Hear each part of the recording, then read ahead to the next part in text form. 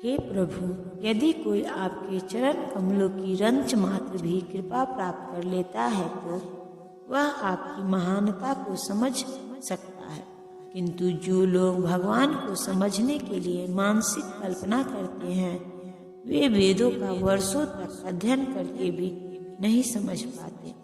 कोई न तो मनोधर्म द्वारा न ही वैदिक साहित्य की व्याख्या द्वारा भगवान कृष्ण या उनके रूप को समझ सकता है। भक्ति के द्वारा ही उन्हें समझा जा सकता है। जब मनुष्य हरे कृष्ण कृष्ण कृष्ण हरे हरे, हरे राम राम राम हरे हरे इस महान तप जप से प्रारंभ करके कृष्ण भावनामृत में पूर्णतया तन्मय हो जाता है, तभी वह भगवान को समझ सकता है। भक्त निर्विशेषवादी मानते हैं कि भगवान कृष्ण का शरीर इसी भौतिक प्रकृति का बना है और उनके कार्य, उनका रूप इत्यादि सभी माया है। ये निर्विशेषवादी मायावादी कहलाते हैं। ये परम सत्य को नहीं जानते। 20वें श्लोक में स्पष्ट है, जो लोग कामेच्छाओं से अंधे हैं वे अन्य देवताओं की शरण में जाते हैं। यह स्वीकार किया गया है कि भगवान के अतिरिक्त अन्य देवता भी जिनके अपने अपने लोक हैं और भगवान का भी अपना लोक है।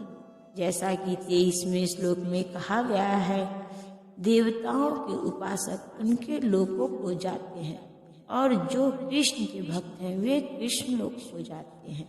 यद्यपि यह स्पष्ट कहा गया है कि किंतु तो भी मूर्ख मायावादी यह मानते हैं कि भगवान निर्विशेष हैं और ये विभिन्न रूप उन पर ऊपर से थोपे गए हैं। क्या गीता के अध्ययन से ऐसा प्रतीत होता है कि देवता तथा उनके धाम निर्विशेष हैं? स्पष्ट है कि न तो देवतागण न ही कृष्ण निर्विशेष हैं। वे सभी व्यक्ति हैं। भगवान कृष्ण परमेश्वर हैं, उनका अपना लोक है और देवताओं के भी अपने अपने लोक हैं।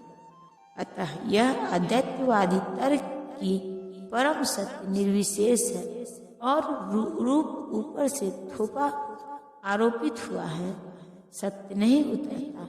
यहाँ स्पष्ट बताया गया है कि यह ऊपर से थोपा हुआ नहीं है। भगवत गीता से हम स्पष्टतया समझ सकते हैं कि देवताओं के रूप तथा परमेश्वर का स्वरूप साथ साथ विद्यमान है और भगवान कृष्ण सच्चिदानंद रूप है। वे वेद भी पुष्टि करते हैं कि परम सत्य अर्थात वे स्वभाव से ही आनंदमय हैं और वे अनंत शुभ गुणों के आगार हैं। गीता में भगवान कहते हैं कि यदि वे अजन्मा है तो भी वे प्रकट होते हैं। भगवत गीता से हम इन सारे तथ्यों को जान सकते हैं। अतः हम यह नहीं समझ पाते कि भगवान किस तरह निर्विशेष है। जहाँ तक गीता के कथन है उनके अनुसार निर्विशेषवादी अद्वैतवादियों का यह आरोपित सिद्धांत मिथ्या है। यहाँ यह स्पष्ट है कि परम सत्य भगवान कृष्ण के रूप और व्यक्तित्व दोनों हैं। मैं मूर्खों तथा अल्पज्ञों के लिए कभी भी प्रकट नहीं हूँ। उनके लिए तो मैं अपनी अतरंगा शक्ति द्वारा आच्छादित रहता हूँ। अतः वे यह नहीं जान पाते कि मैं अजन्मा तथा अविनाशी हूँ। यह तर्क दिया जा सकता है कि जब कृष्ण इस पृथ्वी पर विद्यमान थे और सबों के लिए दृश्य थे तो अब वे सबों के समक्ष क्यों नहीं प्रकट होते, किंतु वास्तव में वे हर एक के समक्ष प्रकट नहीं थे। जब कृष्ण विद्यमान थे तो उन्हें भगवान रूप में समझने वाले व्यक्ति थोड़े ही थे। जब गुरु सभा में शिशुपाल ने कृष्ण के सभाध्यक्ष चुने जाने का विरोध किया तो भीष्म ने कृष्ण के नाम का समर्थन किया और उन्हें परमेश्वर घोषित किया। इसी प्रकार पांडव तथा कुछ अन्य लोग उन्हें परमेश्वर के रूप में जानते थे, किंतु सभी ऐसे नहीं थे। अभक्तों तथा सामान्य व्यक्ति के लिए वे प्रकट नहीं थे। इसीलिए भगवत गीता में कृष्ण कहते हैं कि उनके विशुद्ध भक्तों के अतिरिक्त अन्य सारे लोग उन्हीं अपनी तरह समझते हैं। वे अपने भक्तों के समक्ष ही आनंद के आगार के रूप में प्रकट होते थे, किंतु अन्यों के लिए, अल्पज्ञ भक्तों के लिए वे अपनी अतरंगा शक्ति से आच्छादित रहते थे। श्रीमद् भागवत में कुंती ने अपनी प्रार्थना में कहा है कि भगवान योग माया के आवरण से आवृत है, अतः सामान्य लोग उन्हें समझ नहीं पाते। ईशोपनिषद में भी इस योग माया आवरण की पुष्टि हुई है, जिसमें भक्त प्रार्थना करता है, हे भगवान, आप समग्र ब्रह्मांड के पालक हैं और आपकी भक्ति सर्वोच्च धर्म है। अतः मेरी प्रार्थना है कि आप मेरा भी पालन करें।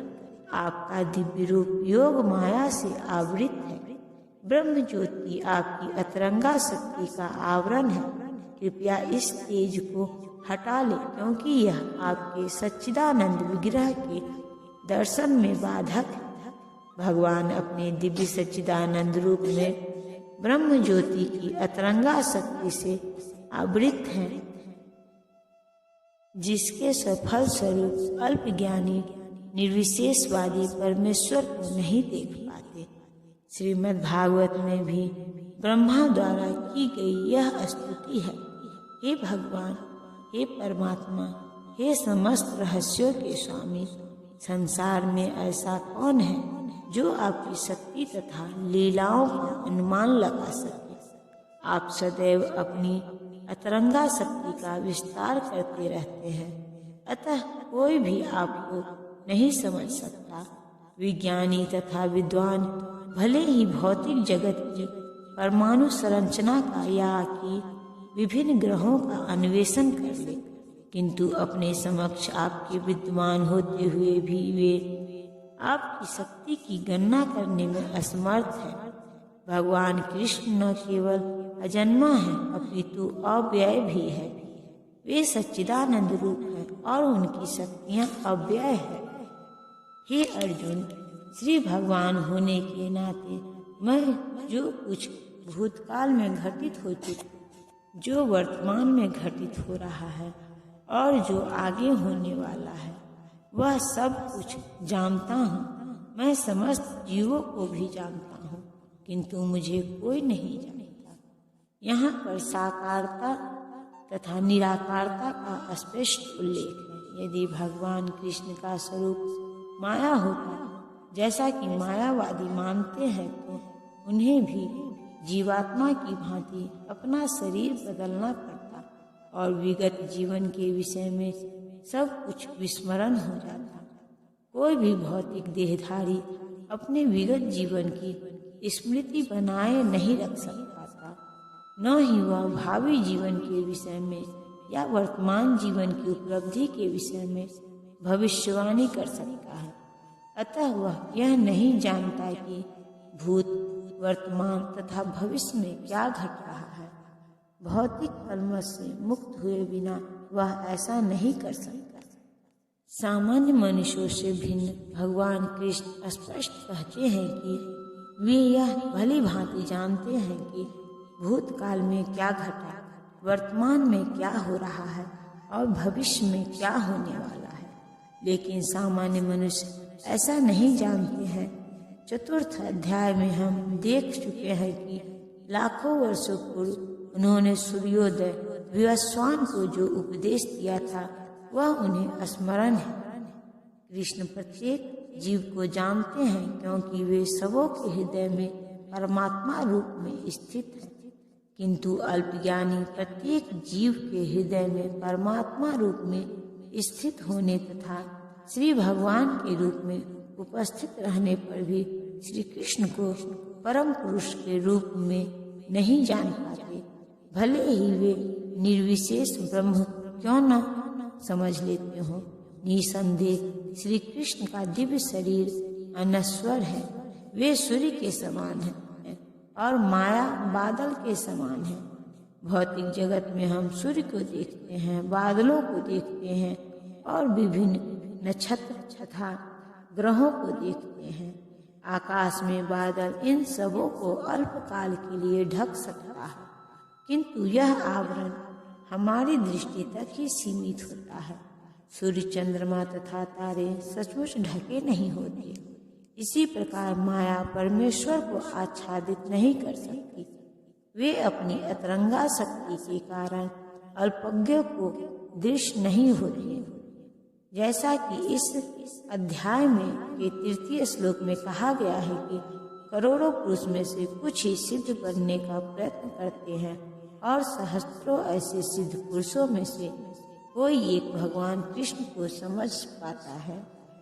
भले ही कोई निराकार ब्रह्म या अंतर्यामी परमात्मा की अनुभूति के कारण सिद्ध हो ले, किंतु कृष्ण भावनामृत के बिना वह भगवान श्री कृष्ण को समझ ही नहीं सकता।